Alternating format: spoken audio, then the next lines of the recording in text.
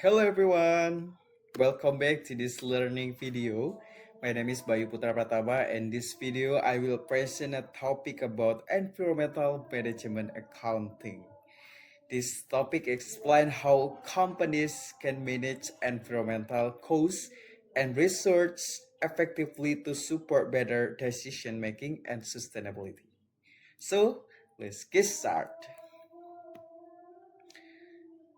Oke guys, yang pertama kita akan membahas pengertian umum mengenai Environmental Management Accounting atau EMA adalah pendekatan akuntansi yang berfokus pada identifikasi, pengukuran, analisis, dan juga penggunaan informasi biaya lingkungan untuk mendukung pengambilan keputusan manajerial. EMA sendiri adalah mengintegrasikan aspek lingkungan ke dalam sistem akuntansi manajemen. Sehingga perusahaan itu tidak hanya fokus nih pada keuntungan, tetapi juga pada efisiensi penggunaan sumber daya dan pengurangan dampak negatif terhadap lingkungan.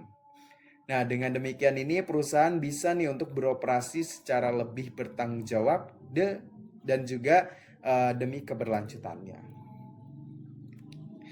Oke, kemudian kita akan membahas tentang background atau latar belakang. Dalam beberapa dekade terakhir ini, isu lingkungan seperti perubahan iklim, polusi, dan penipisan sumber daya alam menjadi perhatian ya untuk global.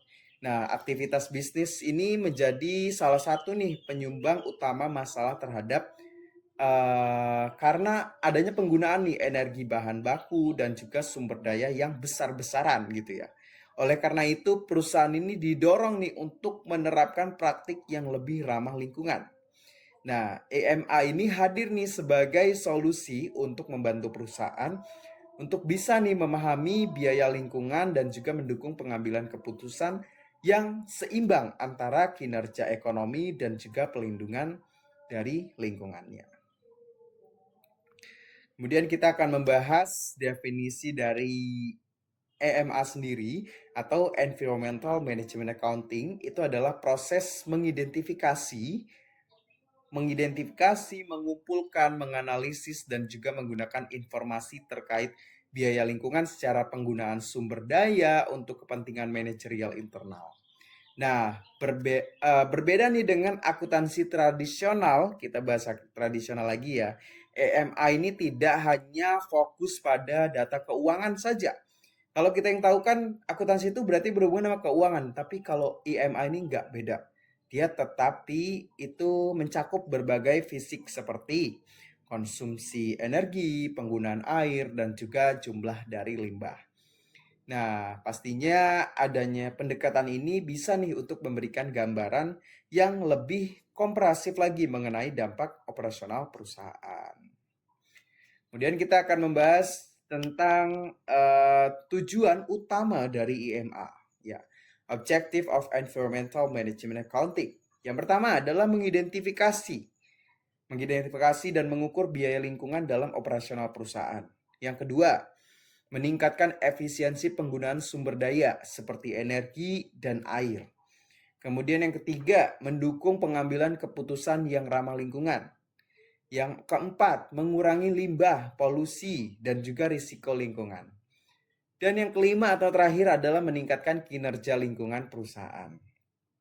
Nah, dengan tujuan tersebut, EMA ini membantu perusahaan nih untuk mencakup keseimbangan antara efisiensi ekonomi dan juga keberlanjutan lingkungan. Kemudian kita akan membahas apa sih pentingnya EMA ini. Kenapa dia penting banget gitu ya? Dia penting karena sistem akuntansi tradisional ini sering menyembunyikan biaya lingkungan dalam biaya operasional umumnya. Nah, akibatnya manajer itu sering kali nih nggak fokus untuk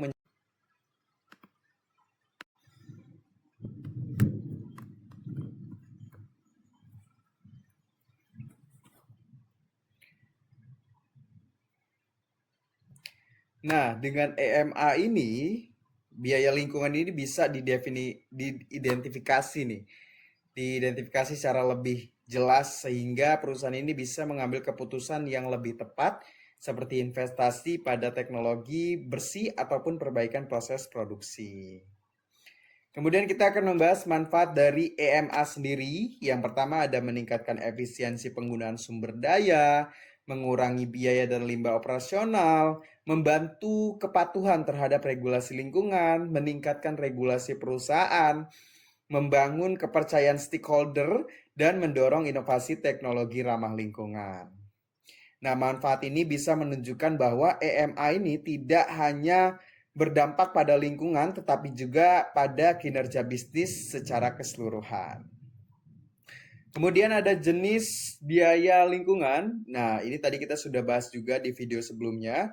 Namun kita sedikit menjelaskan juga dalam EMA ini biaya lingkungan ini dibagi menjadi beberapa jenis ya. Ada biaya pencegahan, biaya deteksi, biaya kegagalan internal, dan juga biaya kegagalan eksternal. Nah, klasifikasi ini mampu membantu nih untuk perusahaan memahami sumber biaya dan juga mengelola dengan lebih efektif. Kemudian kita akan membahas tentang informasi fisik dan juga moneter di IMA. Nah, ini ada menggunakan dua jenis informasi nih. Yang pertama, ada informasi fisik seperti jumlah bahan baku yang digunakan, konsumsi energi dan air, volume limbah, emisi yang dihasilkan. Dan yang kedua itu ada monetary information atau informasi moneter. Itu seperti biaya pengelolaan limbah, biaya perlindungan lingkungan, investasi teknologi hijau, dan juga denda atau biaya kepatuhan. Kombinasi ini biasanya akan memberikan informasi, gambaran, atau lebih lengkap lagi untuk mengambil keputusan. Kemudian kita akan membahas peran EMA dalam pengambilan keputusan. Ya, EMA ini memiliki peran penting dalam pengambilan keputusan manajerial. Informasi dari EMA ini membantu manajer untuk mengevaluasi dampak finansial dan lingkungan dari berbagai strategi bisnis nih. Sebagai contohnya, perusahaan itu bisa nih untuk membandingkan metode produksi yang berbeda, memilih teknologi yang lebih ramah lingkungan, serta mampu untuk mengidentifikasi peluang untuk mengurangi limbah dan biaya. Kemudian ada evaluasi kinerja lingkungan, ini dengan memantau indikator seperti penggunaan energi, jumlah limbah, dan tingkat emisi. Perusahaan ini bisa nih untuk menilai sejauh mana mereka mencapai tujuan keberlanjutan. Nah, evaluasi ini mampu untuk membantu perusahaan mengidentifikasi area yang perlu diperbaiki dan juga merancang strategi untuk meningkatkan efisiensi serta mengurangi dampak dari lingkungan itu sendiri. Kalau peran pemerintah pastinya melalui regulasi ini, kebijakan lingkungan ini, pemerintah mewajibkan perusahaan untuk memantau nih dan juga melaporkan dampak dari lingkungan. Seperti pemerintah juga biasanya akan memberikan insentif seperti keringanan, pajak, atau subsidi nih karena sudah menyelamatkan atau menggunakan teknologi-teknologi yang ramah lingkungan.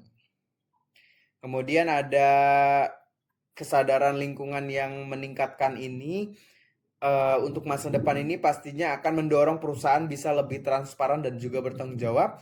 Perkembangan ini pastinya adanya sistem monitoring digital dan juga analisis data lingkungan pasti akan mempermudah perusahaan dalam mengukur dan mengelola lingkungan.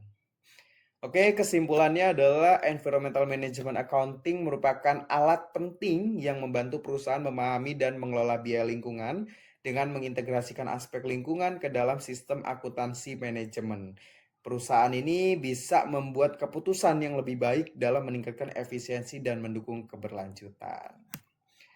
Oke guys, thank you very much for your watching my video and see you goodbye for next video. Bye.